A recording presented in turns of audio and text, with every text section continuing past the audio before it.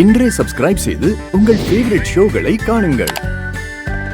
உனக்கான பிரச்சனைக்கான எல்லா தீர்வுமே உனக்குள்ளேயே தான் இருக்கும்.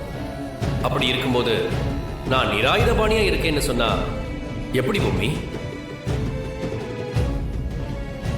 இந்த உலகத்துல யாருமே நிராயுதபாணியா இருந்ததே இல்லை.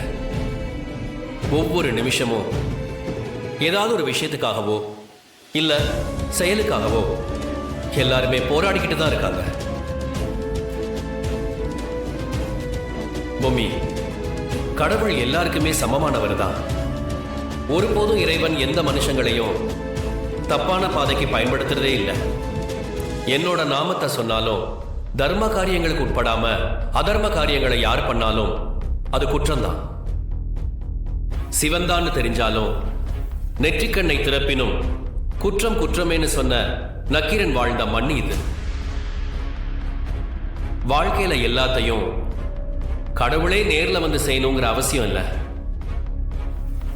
சில நேரங்கள்ல அவரால் தேர்ந்தெடுக்கப்பட்ட மனுஷங்களை கடவுள் கருவியா பயன்படுத்துவார். கடவுள் கருவியா பயன்படுத்துறதுல நல்லவங்களும் இருப்பாங்க, கெட்டவங்களும் இருப்பாங்க. அந்த மாதிரி தான் உன்னோட எல்லா செயல்களையும் நீயே நேரடியா செஞ்சு முடிக்கணும்னு நினைக்காத பூமி. அதுக்கு சில மனுஷங்களை நீ கருவியா பயன்படுத்தினா உன்னோட செயல்களும் நீ நினைக்கிற காரியமும் சீக்கிரமா முடிஞ்சிடும். நைந்து போன சட்டைய மனுஷங்க மாத்திக்கிற மாதிரி இந்த ஆன்மாவும் உடலை மாத்திக்கும். ஏற்றி இறக்கி இருகாலும் பூரிக்கும் காற்றை பிடிக்கும் கணக்கறிவார் இல்லை. காற்றை பிடிக்கும் கணக்கறிவாருக்கு கூற்றை உதைக்கும் குறி அதுவாமே.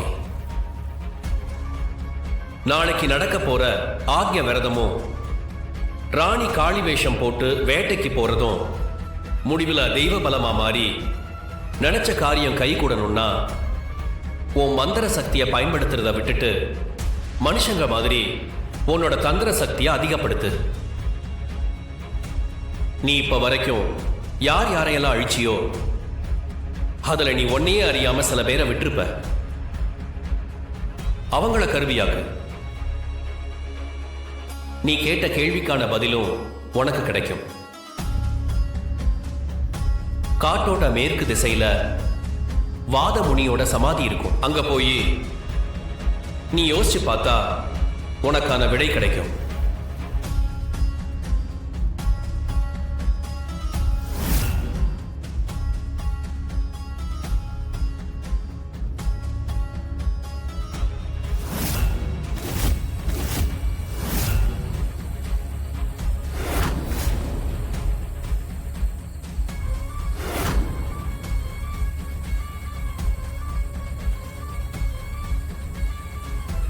நான் இப்ப வரைக்கும் அழிச்சதுல